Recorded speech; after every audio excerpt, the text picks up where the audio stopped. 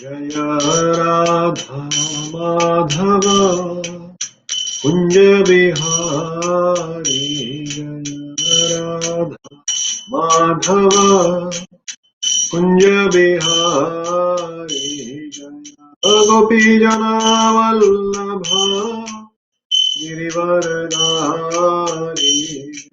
गोपी जना वल्लभ गिरिवरधारी, यशोदानंदन भज जन यशोदानंदन भज जन राधा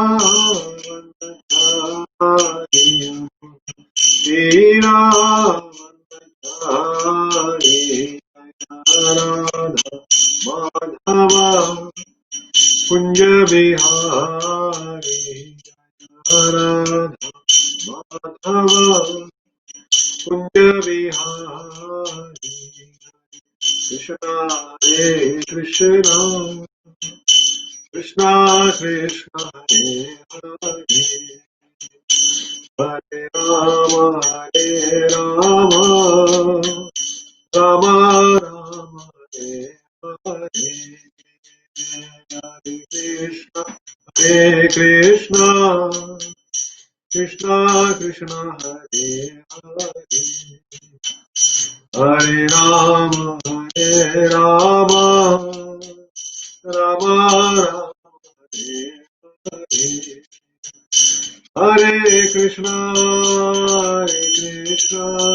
कृष्णा कृष्णा हरे हरे, हरे राम राम राम हरे हरे, हरे कृष्णा कृष्णा कृष्णा हरे हरे, हरे राम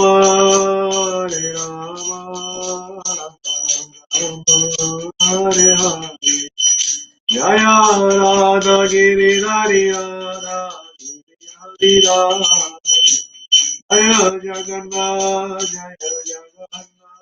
जय बलदेव जय सुभद्रा, जय पंचतत्वा जय पंचतत्वा जय पंचतत्वा जय पंचतत्वा, जय गौनिताय जय गौनिताय जय गौनिताय जय गौनिताय, प्रभुपाद प्रभुपाद जय जय प्रभुपाद जय जय, गुरुदेव गुरुदेव जय जय गुरुदेव,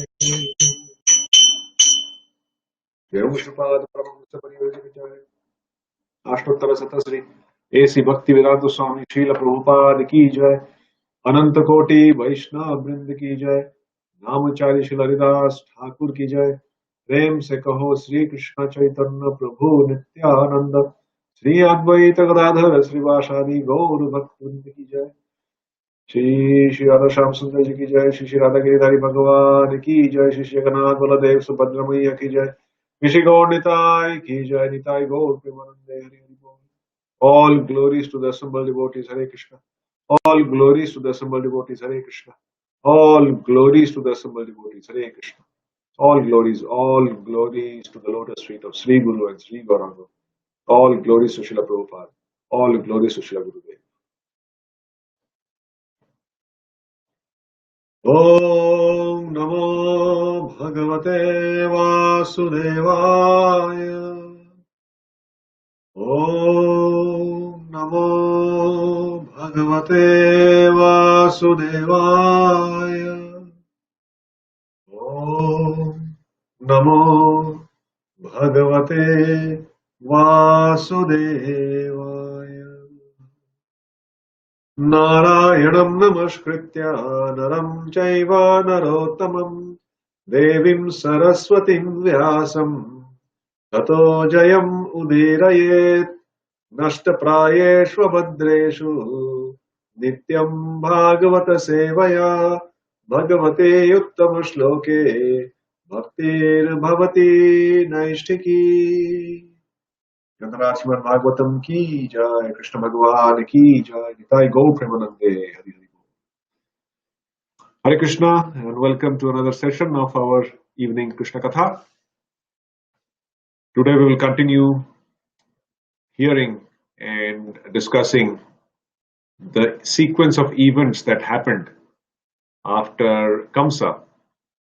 He came back to his capital and brought along with him a huge amount of allies, all the demons, the best known demons of the time, the best known asuras of the time. They all became his allies. Most of them on account of Kamsa actually defeating them and making them do work or serve him till they are alive. So we saw last time how he entered Mathura with a whole gang of these demoniac people, and citizens in general. They were extremely worried and concerned about the increasing strength and power of Kamsa, who was actually a prince at that point of time, ruled, uh, which was actually ruled by Ugrasen, and Kamsa was his son. But with this latest allies that he had made and the power and the strength that he had exhibited, it was evident to people that he is actually the real king and Ugrasen is just a namesake.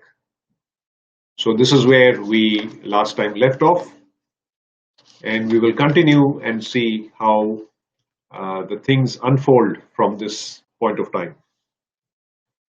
So we are doing rather reading or sequencing the events that happened in chapter 1, canto 10, that led to the appearance of Krishna in this material world.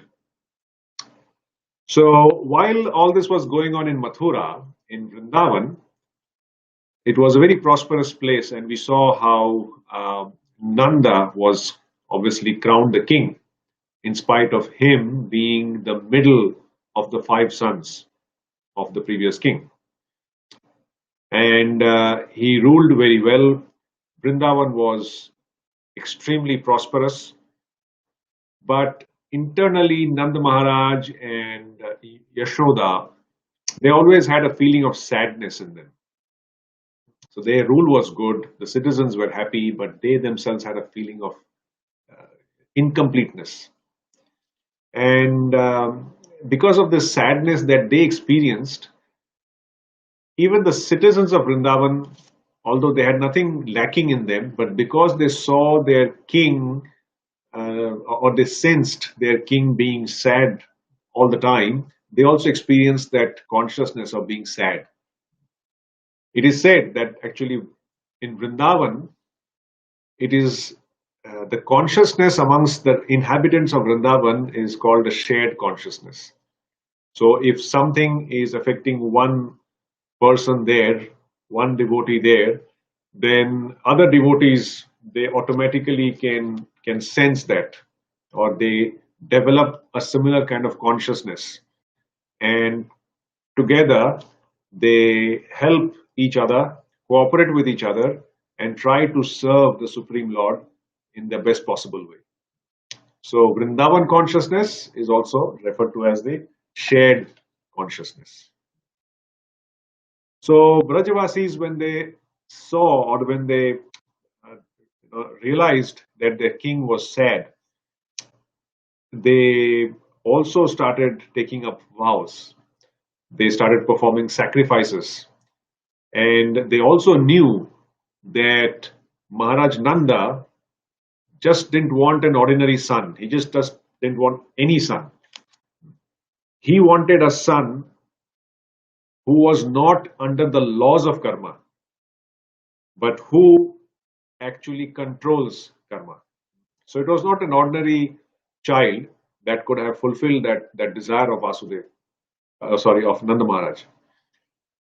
So knowing well the residents, they performed austerities. They took up vows and sacrifices.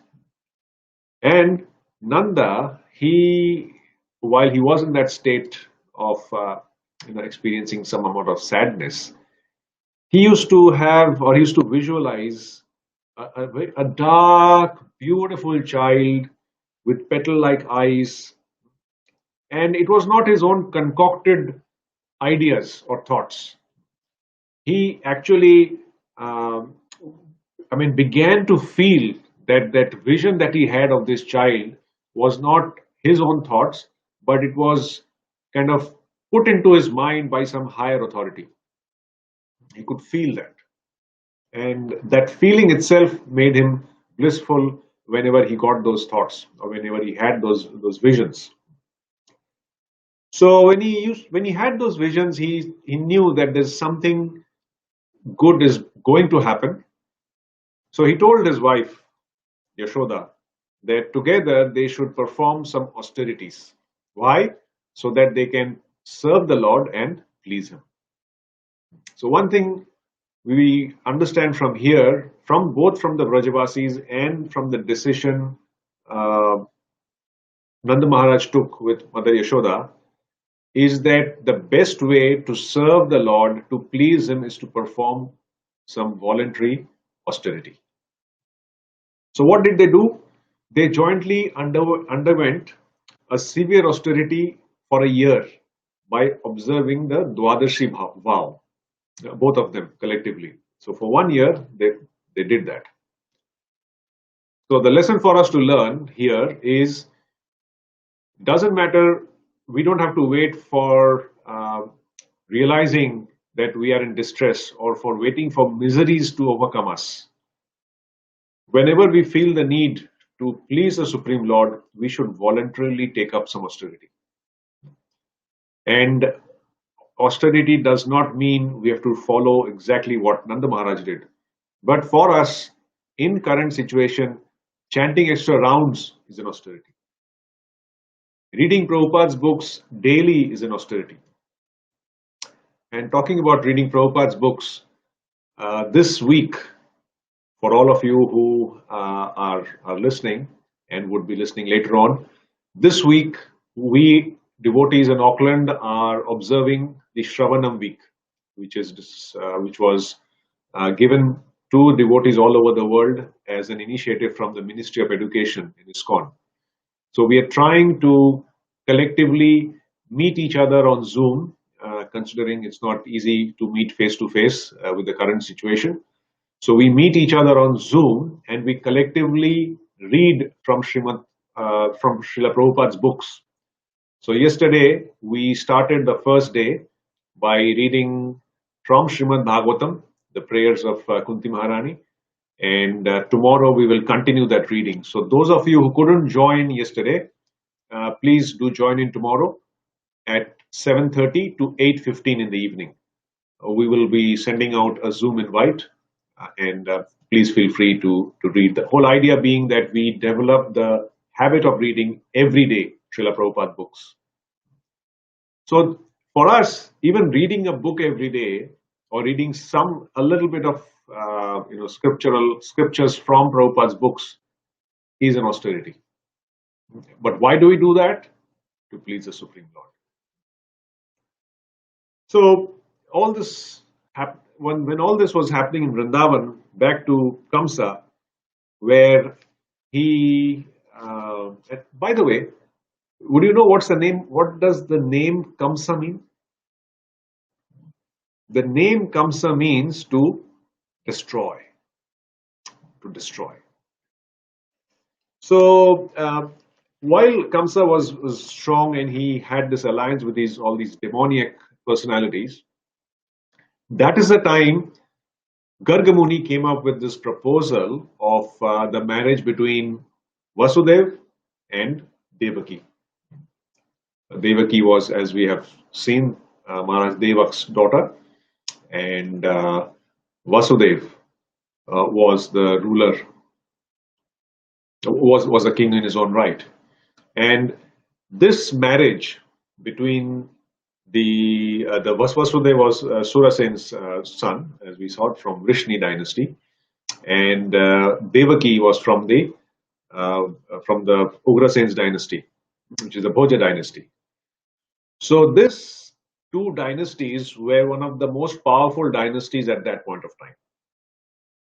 So when Garga Muni got this proposal, he obviously matched horoscopes and saw many other things, and he put forward this proposal to the two families. They accepted it, and Kamsa also accepted it. But Kamsa accepted it with the intent that because the alliance is between two powerful families, he will become even more powerful with this marriage alliance. Although it was not his marriage, his sister's marriage, but still, that was the most important aspect that he kept in mind when this proposal was being finalized. So he knew that he's got an alliance with all these Rakshasas. Now he needed a powerful alliance with the Kshatriyas. Because ultimately, what was his goal? Because he was Kalanemi in his previous birth, his goal was ultimately to take revenge by destroying Vishnu. So he thought. So he welcomed the proposal.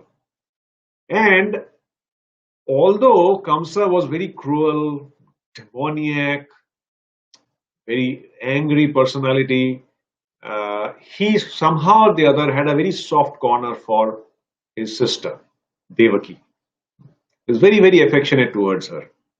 And he also respected Vasudev for the personality he was, his truthfulness, his honesty. So he saw that as a really good match. And there was, apart from the diplomacy, he actually loved that relationship, and he was happy that two wonderful personalities, one of which was his sister, were actually coming together. So because he was so happy and his Devaki was his favorite sister, he made all the marriage arrangements personally, and he took it upon him to make that marriage or to celebrate the marriage as if that was the marriage of the millennium. Just like, a few months back, or maybe last a few years back, not months back, we had a big marriage ceremony in India between a cricket star and a Bollywood actress. And it was one of the most talked about marriage ceremony in India, or rather in the world at that point of time.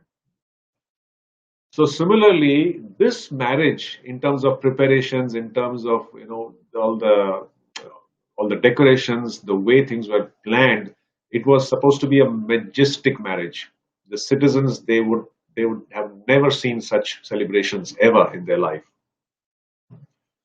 So the marriage ceremony took place, and then the time came when Vasudev was to take his newlywed wife Devaki to his palace. And they sat in the chariot, and Kamsa, because he was so affectionate to his sister, he took upon him the responsibility of taking over the menial job of the charioteer. So he stepped in and held the reins, and he proudly and lovingly started driving the chariot which had the newlywed couple. And it is said that along with the couple, along with when they were leaving, there was so much opulences that were given to the girl as what we understand as dowry. And in the purport, Prabhupada explains that usually in the Vedic society, it was very scientifically put in place, and the father, the inheritance from the father goes on to the sons, not to the daughters. So to compensate the daughters, the father used to give a big generous dowry when the daughter got married, because daughter moves into somebody else's house. So he used to give her as much as he could during the time of marriage. So it is not that sons and daughters were treated unequally, but they were given different ways. They were equally affectionate towards both, but the sons had the inheritance, the daughters had the dowry. Unfortunately, it's degenerated to something completely wrong at this point of time that people understand. Anyway, so the dowry consisted of an elaborate affair. It is said that there were about 1,000 maids that accompanied Vasudev, Nanda, and sorry, confused here, Vasudev and Devaki. We are going from Vrindavan and back and forth to Mathura. Then there were 10,000 elephants, 1 million horses, 100,000 chariots, 200,000 cows. They were all just a wedding gift for Devaki. So Mathura had never ever experienced such opulence in a wedding. And while Kamsa was nicely driving the chariot and moving on, something completely unexpected happened. And what is it that happened? We'll look at this verse from Srimad Bhagavatam, which is chapter 1, text 34.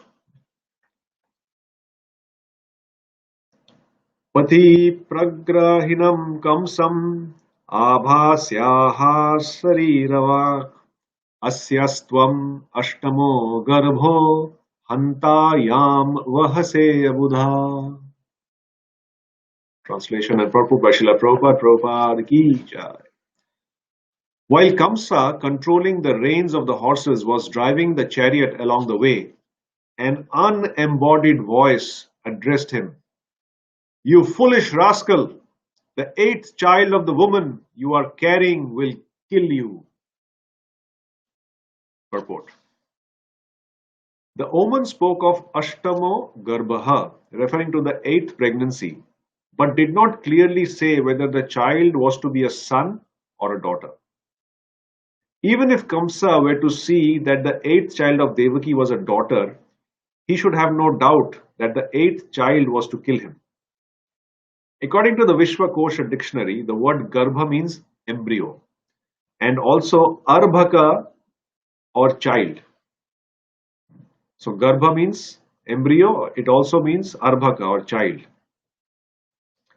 Kamsa was affectionate towards his sister, and therefore he had become the chariot driver to carry her and his brother-in-law to their home. The demigods did not want Kamsa to be affectionate towards Devaki, and therefore from an unseen position they encouraged Kamsa to offend her. So we know the cause of that unembodied voice. Moreover, the 6 sons of Marichi had been cursed to take birth from the womb of Devaki, and upon being killed by Kamsa, they would be delivered. When Devaki understood that Kamsa would be killed by the Supreme Personality of Godhead who would appear from her womb, she felt great joy. The word Vahase is also significant because it indicates the ominous vibration condemned Kamsa for acting just like a beast of burden by carrying his enemy's mother. So there was this big voice from the sky that said, "You fool." Imagine telling that to the most powerful person on earth at that point of time. Can you imagine? You tell the most powerful person, "You fool," and that itself is, whew. And then to say that the lady whom you're lovingly carrying on your chariot is going to be, or her 8th son is going to be the cause of your death. Guess what's going to happen? Guess what's going to happen? So, as soon as that happened, Kamsa was a bit perplexed. And the citizens were even more worried because they knew Kamsa was an evil person. And when such a threat is given to an evil person, he becomes even more evil, even more angry. And the brunt of that anger is normally borne by the citizens. So they became extremely fearful of what's going to happen. So Kamsa was extremely bewildered. He was, simultaneously angry and upset and fearful. All these different emotions overcame him. He perhaps wanted to kill the announcer who said this, but he couldn't see who it was. It was unembodied. So he was extremely agitated. So he thought that he can't, somehow or the other he has to avoid his death. So the best way to stop his death was to stop the cause of the birth of the one who would be the cause of his death. And that person was standing in front of him, his own sister. So as soon as those thoughts came to him, and he became fearful for his own life and he wanted to protect himself, he immediately threw the reins, got extremely agitated, angry, took out his sword, and grabbed his sister by her hair and pulled her, and was on the verge of, he took the sword and kept it on her neck just with the intent of finishing her off. So can you imagine what a scene it was? From being a brother who was dutifully carrying his sister lovingly just on the day of her marriage, along with her husband, and driving her to her in-laws' place so lovingly, in a matter of seconds, things completely turned upside down, and he, from being the protector of his sister, every brother is supposed to protect the sister. So from becoming a protector of his sister, he became he wanted to kill his sister. So when he kept the sword on Devki's neck, one would imagine what would happen. What is the scene? Obviously, the citizens, as I said, were completely stunned. They just don't know what to do. Devki, on the other hand, as we read in the purport by Srila Prabhupada, she was, just when she heard that her eighth son would appear, and he would not be an ordinary person to have been the cause of Kamsa's death. So she knew that he would be the Supreme Personality of Godhead. And just with that thought, she was extremely joyful. And even though Kamsa held the sword at her neck, she actually had a smile on her face. She was not upset, she was not angry, she was not fearful. So just the hope that because it has been forecast, it is going to happen. And that itself gave her joy. And in fact, mentally, she was already about 8 years into the future when that eighth child would actually arrive. So the arrival of the eighth child was so blissful that it put the current fear that she experienced had no existence, like it had no meaning for her. She was not affected by the current fear with the bliss that she would experience when the eighth child would be born. So similarly, as devotees, when we go through these trying conditions in life, what is important for us is to keep in mind that the Lord is always there to protect us. They're always there to fulfill our needs, and He is always our well-wisher. Suridam sarva bhutanam nyatva mam shantim richati. But Vasudeva was saying all this, and he understood that, oh, this is an emergency. This guy is going to kill his own sister on the day of her marriage. What a shame. So he understood that, and he knew how to deal with people who are disturbed, who are angry. He knew that the best policy for dealing with such people is to stay calm, composed. So he put a smile on his face, and he showed extraordinary stability of his mind, without being agitated, without being fearful. And although Kamsa was actually not a king, he addressed Kamsa and said, "O king of the Bhoja dynasty." And he said that praise is the easiest way to enter one's heart. But you have to remember, the praise has to be a realistic praise, not in Hindi there's a word called chamchagiri. It is not praise that you praise just for the sake of praising, but you just glorify somebody or you praise somebody's quality, although you know from inside that it's not a good quality. So when that is done, that is not in the right spirit, and the person you're praising also understands that. But here, what Vasudeva has shown by his own example is, even in the most abominable of sinners, there is always a good quality. There is always something praiseworthy in that person. Vasudeva identified that, and he started talking to Kamsa on that basis. So he said that you're the pride of the Bhoja dynasty, and you've defeated so many powerful, fighters. He knew that he had conquered so many demons. So he was saying that you've killed so many, you've killed so many, you have defeated so many big, powerful personalities, so much so that you refuse to fight with Putana just because she is a woman. And here you are trying to kill your own sister. There, when Putana challenged you, didn't want to fight with Putana, that she's a woman. And here you are trying to kill a woman who's your own sister. What will people think? What will happen to your reputation? So he just put it forward in a very nice way so that Kamsa could think how abominable his action would be if he did what he intended to. And he also started talking a little bit about philosophy and said, well, death is inevitable. Doesn't matter when it comes. But these advice from Vasudev, it is said that when an evil person is given good advice, it doesn't enter into his heart or head. It just makes him even more angry. So Kamsa was not at all fazed. So Vasudev identified that and he thought, okay, now it's time to change the strategy. This is not working. So he took a decision that no father ever before Vasudev had taken.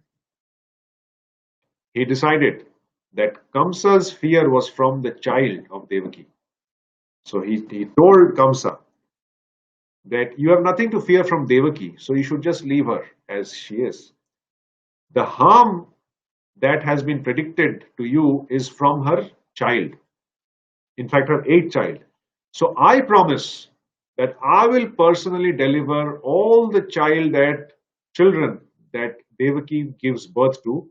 I will personally take the child and deliver to you, and you can do whatever you want with the child. How about that? So you have nothing to fear now. So when Vasudev said this to Kamsa, that's when he was pacified and he thought, yeah, well, that's fine because my threat is from the children. So if Vasudev gives me the child, then I have nothing to fear. And he knew that Vasudev is a man of his words, not like people of today, where they just say something and as soon as they turn from that place, they're forgotten or they don't want to remember their words. So Vasudev, Kamsa knew Vasudev was a man of his words. So if he has said that, he'll definitely do. So he thought, fine, that's okay. So as soon as he understood that yes, I'm out of danger, and Vasudeva has agreed to hand over the children, he left Devaki, jumped out of the chariot, kept his sword back, and started walking away. As soon as Kamsa walked a little distance away from the assembled the whole entourage of the marriage party, Vasudeva, you can imagine all the whole entourage was going, the musicians and the dancers and all these maids and the whole. So all of them had stopped when all these things was happening. So Vasudev thought that, well, this is a marriage party, and imagine so many people going disappointed, silently entering the palace of Vasudev. It's not a good omen. So he told all the musicians, okay, come on, start playing again. We are back to normal. Let's go. So they recommenced, but the mood was very depressing. I mean, nobody was actually happy from within. They just played the musical instruments, dancers danced, but that charm wasn't there. Anyway, like this, they came back to the palace, they entered there, and as soon as Vasudeva and Devaki entered the palace, they saw a lot of footsteps. And they saw that they are actually all Kamsa's guards. Kamsa has specifically sent them to guard Vasudeva and Devaki and keep a tab on their whereabouts. It is said Kamsa sent about 10,000 guards and they surrounded the place and they were keeping a close eye on their activities. So while all this was going on, in a few months, Devaki finally gave birth to the first child. And this child's name was Kirtiman, one who is glorious, who would be famous. But how long that fame would last, nobody knew. Maybe a day, maybe less. So anyway, when child was born, Vasudev obviously had a promise to fulfill. So Vasudev, he got up, extended his hand to Devaki, and wanted the child. And Devaki exactly knew what Vasudev was up to, and she held the child back. She wouldn't want to give, and she started crying. She thought, how can a father be so cruel-hearted? Now, Vasudev might have promised, but how can he just take his child and give it to Kamsa, knowing fully well that this child will be killed as soon as it is handed over to Kamsa? It's like taking a child to a butcher house, to a butcher, so slaughterhouse. But Vasudev, being who he was, there were five prominent thoughts in his mind at that point of time. Imagine, you've given a promise just to save your wife in the nick of time. Then you've got your wife in front, a newborn child whom you're attracted to, who's the light of your life. You're the king, but then will you fulfill your promise or will you not? Will you keep your word or will you not? These are the dilemmas which perhaps we may not give too much importance in today's context, but this was very important then. So Vasudev had five thoughts, and it's interesting to know these thoughts. First, he thought to himself that he's given a word to Kamsa, and it is his duty to fulfill that promise at all costs. That's number one. Number two, he had complete faith in the divine will. The unembodied voice obviously said what it had to say under the instructions of the Supreme, and whatever was happening as per the instructions of the Supreme, and whatever would happen in the future would be for everybody's benefit, and he had complete faith that whatever would happen would be good, even though it seemed extremely cruel at this point of time. So his faith was very strong. Third, whatever is required to be done to expedite the birth of the eighth child had to be done. And perhaps this was one of the things that he had to do. Number four, nothing great ever happens without taking pains. No pains, no gains. So, for a higher purpose, he has to take certain pains. And number five, all this was going on was as per the plans made by higher beings. So rather than trying to think his own way, speculate on what the plan might be, he thought his job is to just cooperate. What the conditions that we are going through is something that is planned and orchestrated by the higher beings. Our job is to just cooperate and move along. So keeping these five aspects in mind, Vasudev was very determined to keep his vow. And he finally had a slight smile on his face, although he had hot tears coming from his eyes out of the pain of separation from his child. So he took the child, grabbed the child from Devaki's arms, and then gave it to Kamsa. Went to Kamsa's palace and gave it to him. As soon as Vasudev entered Kamsa's palace with the child, Kamsa actually, believe it or not, how did he react? He actually smiled. Imagine a demon smiling. Kamsa actually smiled. And it is said, Acharyas say, that Kamsa smiled for two reasons. One, he couldn't believe, he was pretty sure, but he was very happy that actually Vasudev, who he knew would keep his word, has actually kept his promise of delivering the firstborn child to Kamsa. And second, Kamsa knew that that is the birth of his first nephew.